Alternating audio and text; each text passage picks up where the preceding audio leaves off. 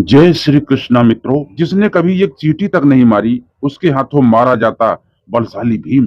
महाभारत युद्ध के बाद घटी थी ऐसी विचित्र घटना जिसे सुनकर आप कांप उठेंगे।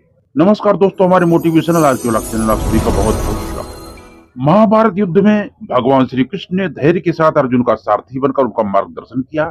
कुरुक्षेत्र की रणभूमि में कई विचित्र घटनाएं भी हुई, लेकिन भगवान श्री कृष्ण ने धैर्य के साथ चेहरे पर मुस्कान बनाए रखे, अपनी भूमिका निभाई। लेकिन महाभारत युद्ध के बाद कई ऐसी घटना घटी थी जिसे देखकर स्वयं भगवान कृष्ण भी गुस्से से तमतमा उठे थे। यह घटना ऐसी थी जिसे देखने के बाद श्री कृष्ण न केवल क्रोधित हुए थे बल्कि दूसरे ही क्षण में भावुक हुए बिना भी नहीं रह पाए थे। आइए जानते हैं महाभारत युद्ध के बाद कौन सी घटना घटी जिसे देखकर भगवान श्री कृष्ण क्रोधित हो गए थे।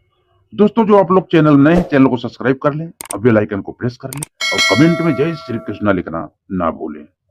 दोस्तों, आपका एक सब्सक्राइब मेरे लिए बहुत मायने रखता है। एक वीडियो बनाने में बहुत मेहनत लगता है। हमारी मेहनत के नाम भगवान के चरणों में अपना एक प्रणाम अर्पित करें लाइक कमेंट के माध्यम से। कुरुक्षेत्र की रक्त रंजित युद्ध को जीतकर जब पांचों पांडव द्रौपदी सहित हस्तिनापुर पहुंचे तो पूरे राज्य ने उनका स्वागत किया।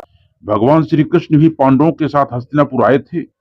पांडवों के मन में विजय की खुशी तो थी, लेकिन मन में एक दुख भी था कि न्याय अन्याय के इस युद्ध में उन्हें अपने कौरव भाइयों, गुरु और वरिष्ठ जनों के साथ युद्ध करना पड़ा। पांडवों के मन में दुख था, लेकिन चेहरे पर समभाव लिए वे हस्तिनापुर में धृतराष्ट्र और गांधारी से मिलने के लिए पहुंचे। धृतराष्ट्र के मन में भीम को लेकर जाग गई बदले की भावना। दोस्तों, इसके बारे में हम जानते हैं। धृतराष्ट्र ने कभी भी अपने पुत्रों को गलत करने से कभी नहीं रोका। यह धृतराष्ट्र का पुत्र मोह ही था जिसकी वजह से दुर्योधन सहित बाकी कौरव अन्यायी बनते चले गए।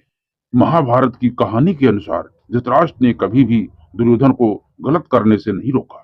धृतराष्ट्र के इसी अंधे प्रेम ने दुर्योधन को गलत करने का बढ़ावा दिया। उस समय भी मौन रहे जब भरी सभा में कुलवधू द्रौपदी का चीरहरण हो रहा था। अपने सब पुत्रों में धृतराष्ट्र को दुर्योधन बहुत प्रिय था। धृतराष्ट्र कुरुक्षेत्र की रणभूमि पर घटने वाली हर घटना का हाल संजय से जाना करते थे, क्योंकि संजय के पास दिव्य दृष्टि थी। जब धृतराष्ट्र को इस बात की सूचना मिली कि पांचों पांडव हस्तिनापुर में उनसे मिलने आ रहे हैं तो धृतराष्ट्र के मन में प्रतिशोध यानी बदले की भावना ने जन्म ले लिया। धृतराष्ट्र भीम से बदला लेना चाहते थे, क्योंकि भीम ने ही दुर्योधन को मारा था। भगवान श्री कृष्ण को संपूर्ण सृष्टि का ज्ञान था। भगवान तो घटघटवासी हैं, सर्वंतर्यामी हैं। भगवान श्री कृष्ण, भगवान माधव, भगवान मुरारी, द्वारकाधीश, उनके अनेक नाम है, लेकिन भक्तों का प्रेम प्रभु के लिए अपार होता है। भगवान श्री कृष्ण को संपूर्ण सृष्टि का ज्ञान था दोस्तों, इसलिए उन्हें यह ज्ञात था कि धृतराष्ट्र के शोक में डूबकर भी अपने अंदर की नकारात्मकताओं को त्याग नहीं पाए। कृष्ण जानते थे कि आगे क्या होने वाला है, इसीलिए श्री कृष्ण मौन रहकर धृतराष्ट्र के आने की प्रतीक्षा करने लगे। धृतराष्ट्र पांचों पांडवों के आगमन का समाचार पाकर महल के द्वार पर उपस्थित हो गए। मन में प्रतिशोध की भावना लिए धृतराष्ट्र ने सभी पांडवों का अभिनंदन किया। धृतराष्ट्र ने सबसे पहले भीम को गले लगाने की इच्छा प्रकट करते हुए कहा, तुम सभी मेरे अपने ही पुत्र हो, लेकिन भीम को लेकर मेरे मन में विशेष स्नेह है। मैं सर्वप्रथम भीम को गले लगाना चाहता हूँ। अपने ताऊ श्री के मुख से निकले इस स्नेह से भरे शब्द सुनकर भीम तो गदगद हो उठे और आगे बढ़कर पास जाने लगे। श्री कृष्ण ने भीम को अति उत्साहित होते हुए देखा तो उन्होंने इशारे से भीम को पीछे हटने का इशारा किया। समझ ले भैया, इतनी भी क्या जल्दी है, थोड़ा ठहरो। श्री कृष्ण की आज्ञा मानकर भीम पीछे हट गए।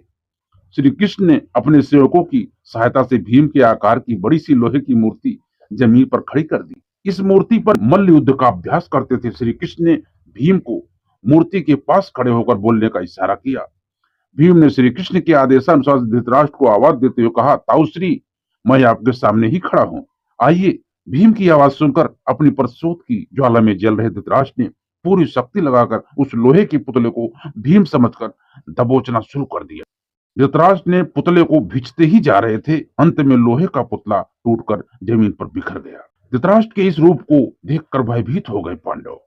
धृतराष्ट्र को इस तरह से शक्ति का प्रदर्शन करते हुए देखा तो सभी पांडव हैरान रह गए। भीम को पूरी बात समझ आ चुकी थी कि श्री कृष्ण ने उन्हें क्यों धृतराष्ट्र के गले लगने से रोका था। धृतराष्ट्र ने जमीन पर पुतले के तहस नहस होने की आवाज सुनी तो उन्हें लगा कि शायद उन्होंने भीम को अपने क्रोध में मार डाला है। श्री कृष्ण को भी इतने वरिष्ठ हो चुके धृतराष्ट्र की इस छल कपट को देखकर बहुत क्रोध आया। श्री कृष्ण धृतराष्ट्र के मुख से जानना चाहते थे धृतराष्ट्र ने ऐसा क्यों किया और क्या उन्हें अपने किए का पछतावा है। श्री कृष्ण ने कहा, महाराज, आपने 10,000 हाथियों के बल वाले भीम को मार दिया। श्री कृष्ण के मुख से यह बात सुनकर धृतराष्ट्र जमीन पर मुंह के बल गिर पड़े और फूट फूट कर रोने लगे। हमारे प्रभु की लीला हुई। श्री कृष्ण का शांत हुआ क्रोध, हुए भावुक।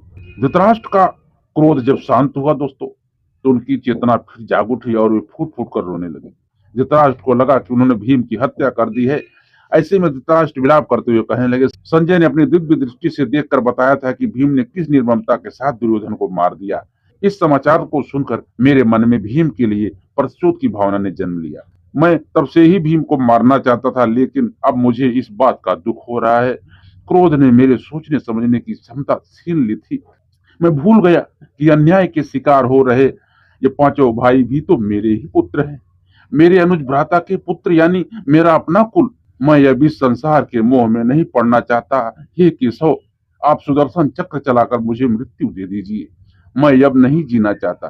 धृतराष्ट्र को जब अपराध बोध हुआ तो श्री कृष्ण भी भावुक हो उठे और उन्हें धृतराष्ट्र पर दया आ गई। कृष्ण ने धृतराष्ट्र को पूरी सच्चाई बताते हुए कहा कि भीम जीवित हैं और सकुशल आपके समीप ही खड़े हैं। इस तरह श्री कृष्ण ने भीम को बचा लिया।